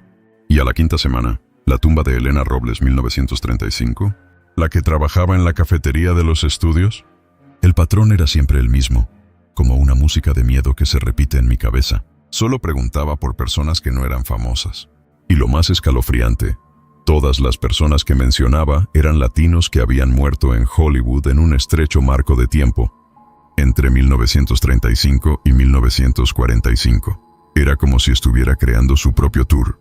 Un catálogo silencioso de almas olvidadas. Una noche, cerca del jardín de la Virgen de Guadalupe que algunos de los trabajadores del cementerio, como yo, mantenemos con devoción, me atreví a preguntarle, «Señor Mendoza», le dije, ya con la guardia alta, «¿por qué solo le interesan los nombres olvidados? ¿No le importa Valentino? ¿O el escándalo de las leyendas urbanas?» Él no sonrió. Su rostro era serio, tallado, y los lentes oscuros parecían absorber la poca luz que les llegaba. «El glamour es ruidoso, señorita Delgado», respondió, volviendo a ponerse el sombrero. «Pero la historia, la verdadera historia, se encuentra en el silencio de los nombres que nadie recuerda. Esos que vinieron a este lugar con un sueño en la maleta y se quedaron solo con una tumba sin nombre. Los que Hollywood usó y desechó. Los olvidados». Su respuesta fue inquietante, pero lo que me hizo temblar no fue lo que dijo, fue la confirmación de lo que yo ya había notado. Los turistas, armados con sus iPhones y cámaras desechables, siempre toman fotos grupales al inicio y al final del tour. Yo salgo en todas, a veces sonriendo, a veces con cara de cansancio, pero él nunca aparecía. Vi las fotos de docenas de turistas en Instagram y Facebook. El grupo era compacto, había un vacío justo donde él estaba parado. Si alguien intentaba enfocarlo directamente, la foto salía borrosa, sobreexpuesta, como si una luz extraña hubiera saturado el sensor de la cámara. Siempre el traje negro y el fedora eran un punto ciego en el registro digital, como si la luz no lo reconociera. El quinto viernes, después de que me pagara el fee del tour con un billete de $20 de serie antigua, de esos que huelen a humedad de archivo, me dije, «Basta, Carmen. Esto ya no es un misterio bonito para un tour. Esto es otra cosa». Esa misma noche revisé la lista de registros de los tours. Mi sistema es infalible, mi libreta tiene cada nombre. Pero el nombre de Andrés Mendoza no estaba, nunca estuvo. Él siempre me pagaba en efectivo, billetes impecables, tan antiguos que parecían recién impresos, y yo lo dejaba pasar por el apuro. «No tienes registro, Andrés. Eres un fantasma para mi contabilidad». La sensación de frío en el estómago era real. No era miedo de película barata. Era algo más profundo. Algo de mi gente que se conecta con lo que no tiene explicación, con las tradiciones del este de la, donde lo ancestral se mezcla con el asfalto. Pensé en mi abuela, en su pequeño altar a la Virgen de Guadalupe con la que trataba de alejar el mal de ojo que según ella traían las malas vibras de Hollywood. Me senté en mi cocina, con la luz encendida, tecleando rápido. Busqué en Google, Andrés Mendoza Hollywood. Al principio solo encontré referencias a un actor de telenovelas, pero luego filtré la búsqueda. Añadí las palabras clave, 1940, accidente, actor de reparto. Y entonces lo encontré, un artículo del LA Times, escaneado y en blanco y negro, con la tipografía de antaño. El titular era discreto, perdido entre noticias más grandes de la Segunda Guerra Mundial y el glamour. Andrés Mendoza, 28 años, prometedor actor de reparto mexicano, encontrado muerto en circunstancias misteriosas tras incendio en set de filmación. Y junto al texto, una foto. El mismo rostro serio, la misma mandíbula fuerte, los ojos oscuros y penetrantes, la misma expresión, el mismo e inconfundible traje negro de lana y el sombrero fedora. El artículo databa de 1940. Sentí que el aire se me escapaba de los pulmones. Eran 84 años de diferencia. No era su hijo, no era su nieto. Era él. La imagen era tan clara, tan idéntica, que era una bofetada a toda lógica. El Andrés Mendoza que había estado asistiendo a mis tours nocturnos desde abril de 2024 era un hombre muerto desde 1940. Me obligué a calmarme. No eres de las que se asustan con historias de fantasmas, Carmen. Esto tiene que ser una coincidencia, un error. Pero entonces recordé las preguntas. Dolores Martínez. 1938, Miguel Santos. 1941, Elena Robles. 1935, todos ellos latinos olvidados, muertos en el Hollywood de los años 30 y 40. Eran sus contemporáneos. Los nombres en su libreta no eran una lista de aficionados. Eran la lista de sus conocidos. O peor aún, la lista de su propiedad. La noche siguiente, sábado, el corazón me latía con una prisa dolorosa, un golpe sordo que se repetía en mis sienes. No falté, no podía faltar. Necesitaba enfrentarlo, necesitaba una explicación. Aunque el miedo ya me había hecho un nudo en la garganta, lo vi al final del grupo, en su sitio habitual. Una sombra perfecta recortada contra la luz de los estudios de cine que brillaban a lo lejos. Era la luz, ese brillo de Hollywood, la que me recordaba la ironía. Andrés Mendoza, un alma atrapada en el lugar que le negó su sueño. Un Latin lover que Hollywood encasilló y luego desechó. Un eco de los muchos actores mexicanos que vinieron a hacer fortuna y solo encontraron el olvido en sus carreras y, al parecer, en sus tumbas. Mientras terminaba mi narración sobre la cripta de Rodolfo Valentino, el máximo ícono del Latin lover de la era muda, sentí su mirada sobre mí. Era una mirada que no juzgaba, pero que sabía. Sabía que yo había buscado, que yo había encontrado. Cuando la gente se dispersó, recogiendo sus coches del estacionamiento, él se quedó. Los lentes oscuros me hicieron sentir vulnerable, como si estuviera hablando con una pared de espejo. ¿Qué sabes, señorita Delgado? Su español era aún más formal, como el de una película antigua. Sé que tu nombre está en un artículo de 1940, Andrés. Respondí.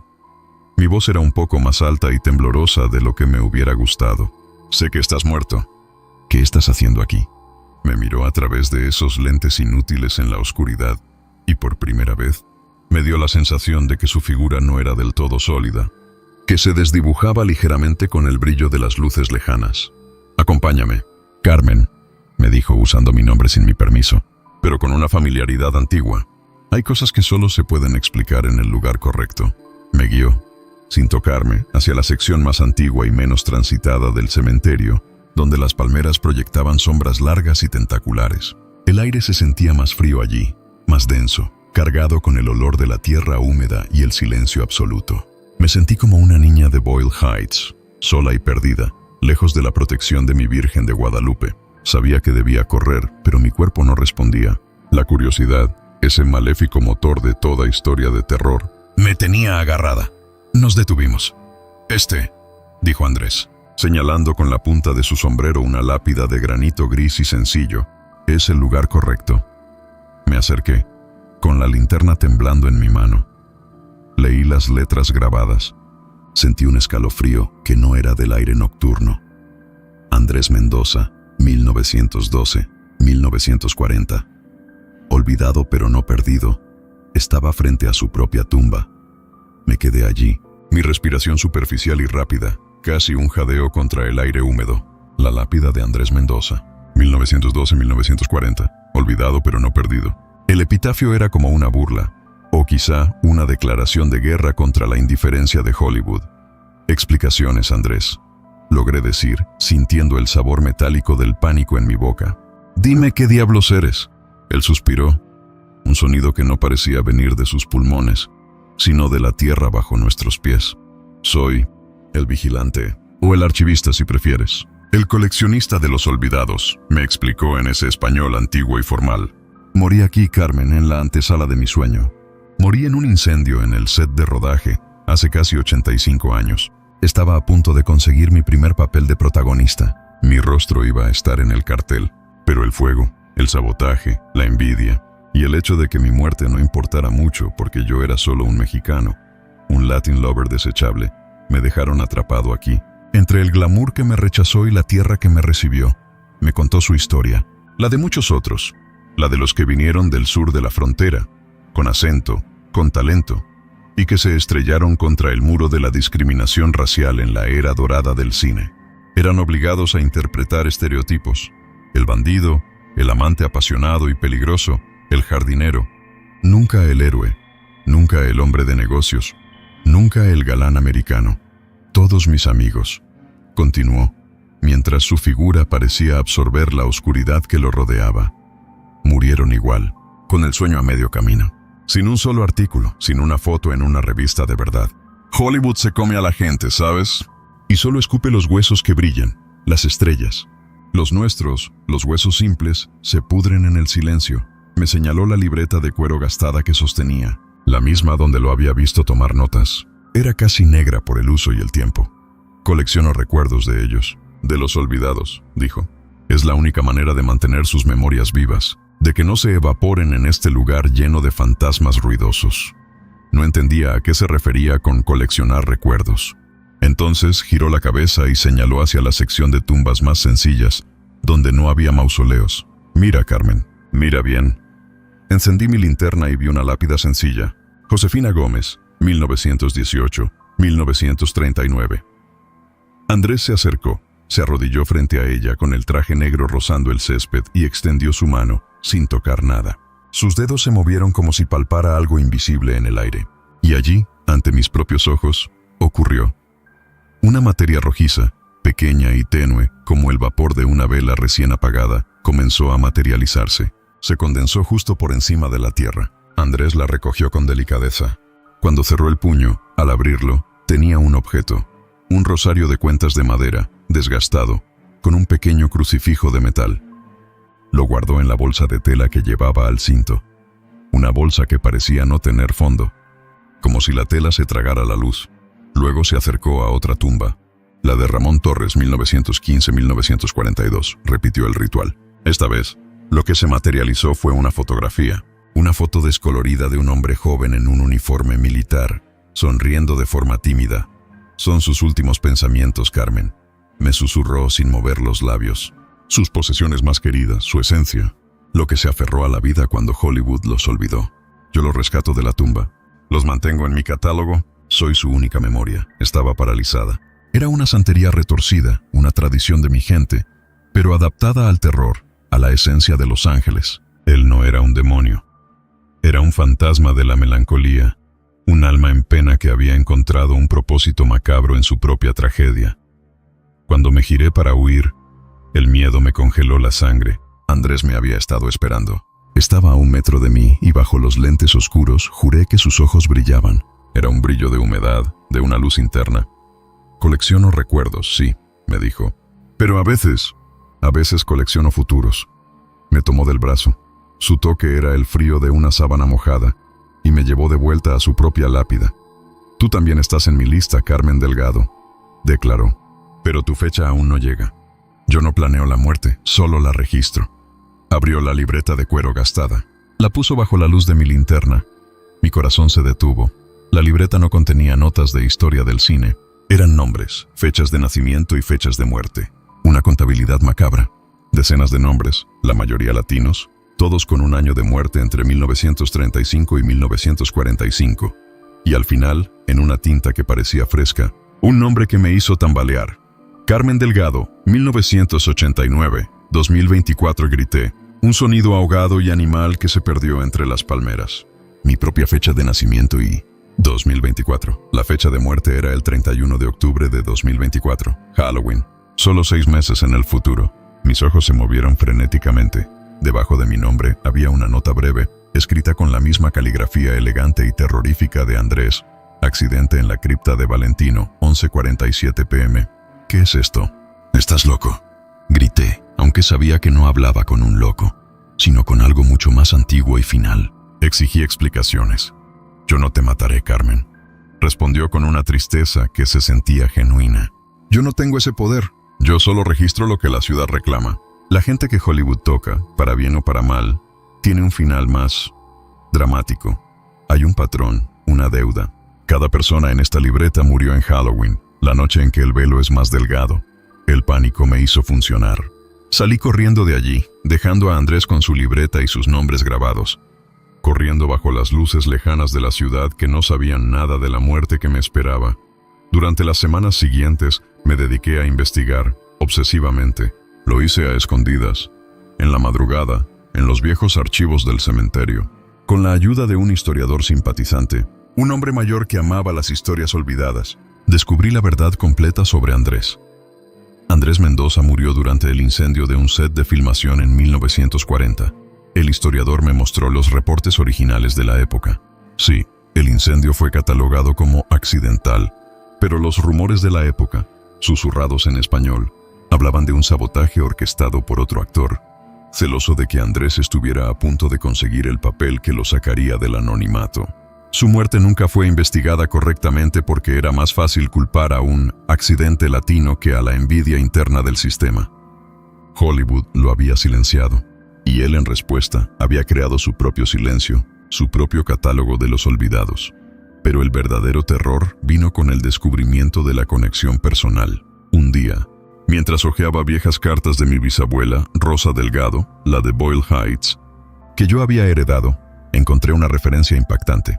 Rosa había trabajado como costurera en los estudios, cosiendo el vestuario para las películas de la época. En una carta a su hermana de 1939, ella escribía, con una letra temblorosa, el joven Andrés Mendoza es un caballero.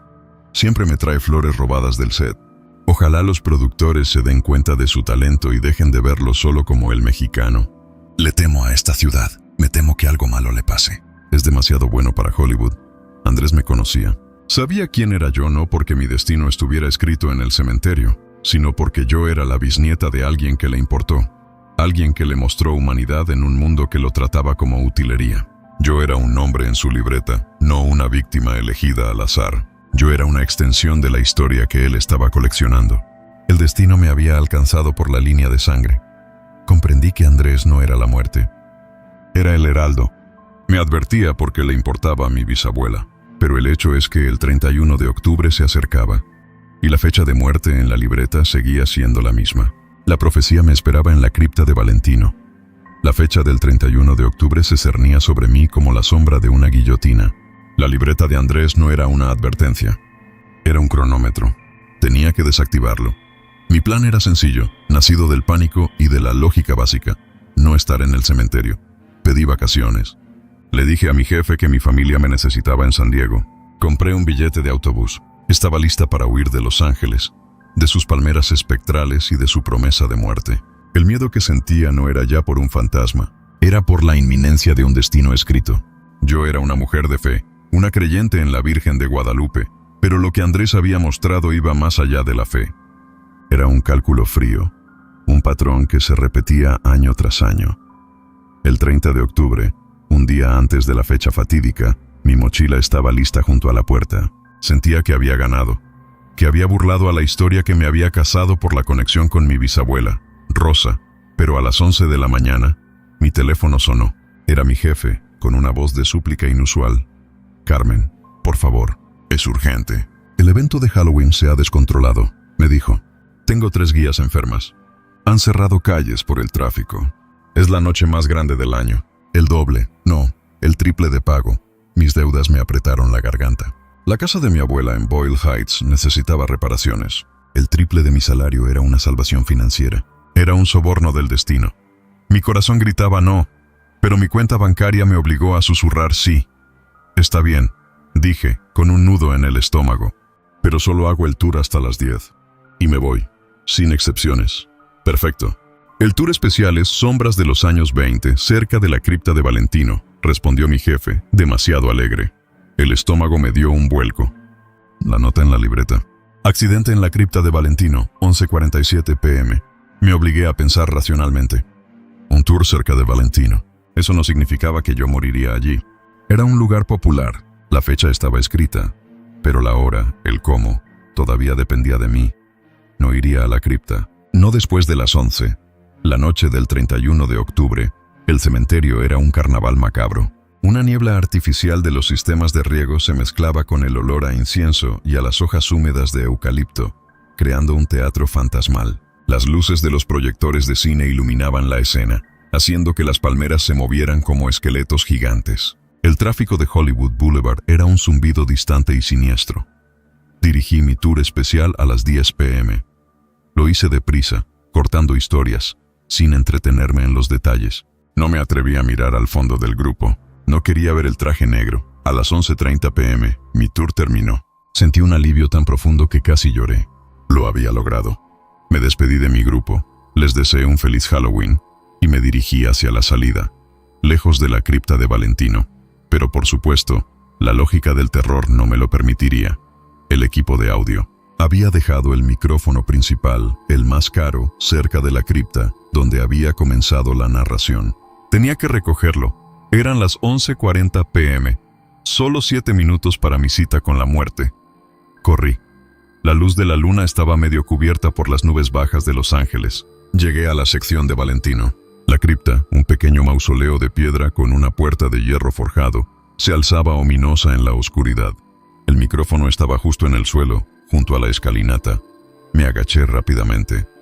Mis dedos temblaban mientras lo agarraba.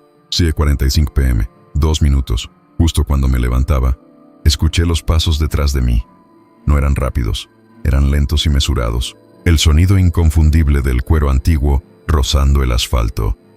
Me di la vuelta, con el corazón golpeándome las costillas. Allí estaba Andrés, mismo traje, mismo fedora, pero esta vez sus hombros parecían caídos. Sus lentes oscuros estaban ausentes, y vi sus ojos. No brillaban con una luz interna. Brillaban con una profunda, humana tristeza. «Lo siento, Carmen», dijo. Su voz era apenas un susurro que se mezcló con el sonido del aire frío. «Intenté advertirte, pero no has podido evitar el destino que te trajo aquí. La ciudad tiene sus propios contratos, sus propias deudas. Eres la última de tu linaje que trabajó en el negocio en el lugar de los muertos». 46 p.m. De repente, la puerta de hierro forjado de la cripta de Valentino comenzó a moverse. Lentamente, con un chirrido de metal oxidado que era horriblemente fuerte en el silencio nocturno. No había viento. Sentí un tirón. Una fuerza invisible, fría y potente, me jalaba hacia la cripta abierta. Era como si la gravedad se hubiera invertido, apuntando hacia ese agujero de oscuridad. Grité, soltando el micrófono. Me aferré al marco de piedra de la cripta con todas mis fuerzas. Mis uñas rasgando la piedra. Estaba a centímetros de ser succionada hacia el interior. «Ayúdame, Andrés». «Por favor». Andrés se acercó, pero no me tocó. Me miró con esa dolorosa melancolía. 47 p.m. El momento exacto. «El catálogo debe estar completo, Carmen», me dijo. Su voz era grave. «Pero puedo ofrecerte una opción. Un trueque. Puedo cambiar tu nombre. Tengo un espacio vacío. Un hombre que no fue reclamado por Hollywood. Un joven mozo de cuadras que murió en un accidente de carruaje en 1937.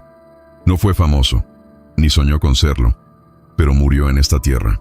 Puedo intercambiar los nombres». «¿Qué quieres decir?». Jadeé, con el aliento quemándome la garganta mientras la fuerza invisible me tiraba con más violencia. «Si cambio tu nombre por el de él», explicó Andrés, «él se convertirá en el recuerdo que yo colecciono esta noche. Él tendrá un final aquí, en la cripta. Alguien debe morir a la hora exacta. Debes elegir entre tu vida o la de un desconocido. Dime su nombre y vivirás». Me mostró la libreta. La tinta de mi nombre brillaba, lista para ser tachada y reemplazada. Miré al interior de la cripta oscura, donde me esperaba mi final predicho. Y luego miré a Andrés, el archivero de los muertos, que me ofrecía la llave de mi celda a costa de otra alma. No voy a decirles que elegí esa noche. El hecho de que esté aquí contándoles esto significa que sobreviví, ¿verdad? O tal vez no. A veces, han pasado ya varios meses. Me miro en el espejo de mi casa en Boyle Heights y me pregunto si realmente soy Carmen Delgado, o si soy solo un recuerdo que Andrés coleccionó. Si el alma que se quedó luchando en la cripta esa noche fue realmente la de un mozo de cuadras de 1937, o si fue la mía, la que la ciudad y el cementerio ya habían reclamado.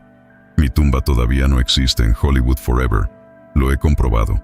Pero la fecha en la libreta, el 31 de octubre de 2024, sigue siendo una fecha crucial. ¿Cambié mi destino o solo lo pospuse? He vuelto a dar los tours. Sigo narrando las leyendas. Sigo caminando bajo las palmeras altas y el cielo de Los Ángeles. A veces, en mis grupos, veo un flash de luz. Una sobreexposición en el fondo de las fotos que toman los turistas. Si algún día visitan Hollywood Forever y ven a una guía turística que parece esquivar las cámaras, con una sombra que nunca se define en el fondo, que nunca aparece en las fotos grupales, tal vez esa soy yo, Carmen Delgado, luchando por permanecer real. O tal vez, ya no soy yo. Soy solo un fragmento más en el catálogo de los olvidados, atrapada entre la vida y el eco, condenada a contar una historia de terror que el TTS interpreta, pero que el ojo humano ya no puede registrar.